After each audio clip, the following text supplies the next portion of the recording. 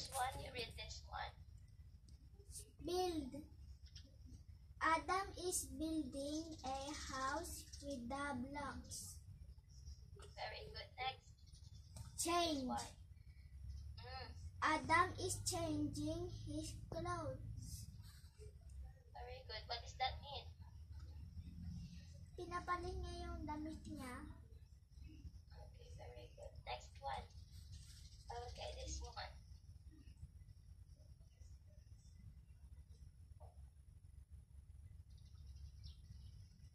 Where?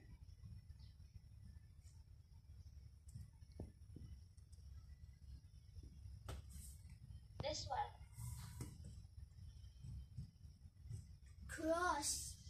Lisa is Nakikita mo? cross. Lisa is crossing the road. Very good. This one. Dance. Adam and Lisa are dancing happily. Okay, very good. Next one. Kick. Adam is kicking the ball. Pack. Lisa is packing her school bag.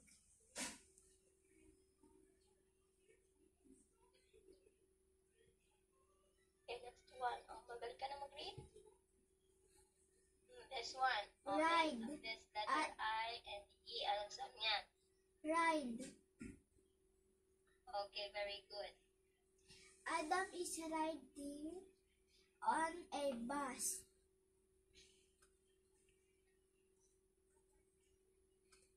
Slide. Adam is sliding down the slide. Very good. Next one.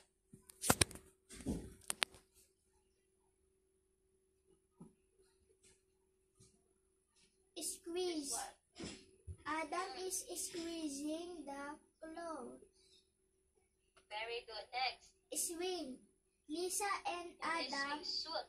Swing. Anak, swing. swing. Wing. Okay, again. Swing. Hindi is swing. Swing. Okay, very good. Lisa and Adam are swinging on the Hindi is swing. swinging. Swinging on the swings. Hindi is it's Wag mo nang lagyan yung wag mo i-emphasis yung is. It's Magiging one sound. Swings. Swing. Okay, very good. Next one. Last na yan. Take. Lisa is taking a blue book. Wake Okay, up. next one. Adam wakes up in the morning. Okay, very good. So you are good in reading in English. So let me see dito sa Tagalog.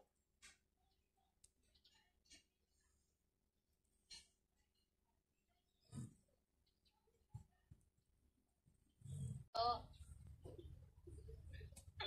Nakikita mo? Apo. Okay, sige, read. Nam.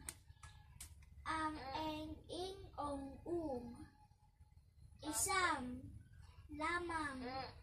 Tapang. Singsing. Saging. Very good. Bangka. Langka. Sungka. Lungga.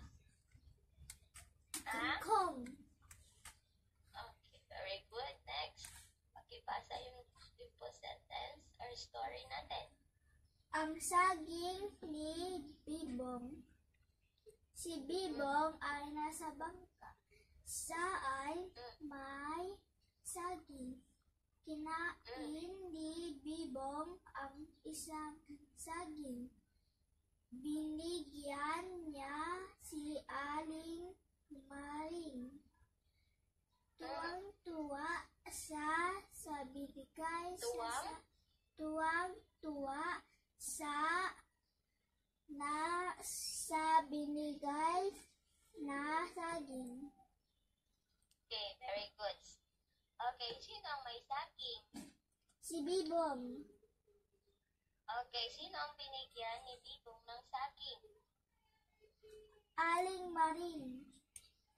Okay, sino or ano ang meron kay Bibong? Saging. Okay, very good. Okay, ano ang naramdaman ni Aling Maring nung binigyan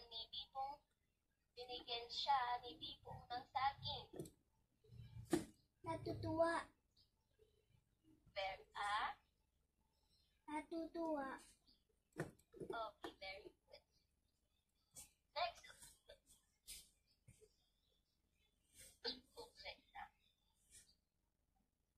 Mga.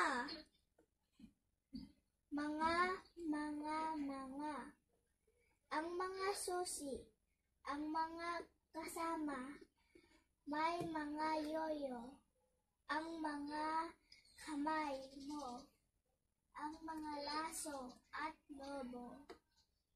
Okay, next. May mga susi sa mesa. Kay Lito ang mga susi sa mesa. Ang mga susi sa kama ay kay Yeye. Ang mga kuya ko ay may mga susi. Okay, ano ang bagay na pinag-uusapan sa maliit na kwento? May mga susi. Okay, very good. Okay, kaninong susi ang nasa lamesa? Si Lito. Okay, kaninong susi ang nasa kama? Yeye. Okay, very good. Okay, sige, Marco. Okay ka na? Okay ka na sa reading? Pwede ka na mag-leave.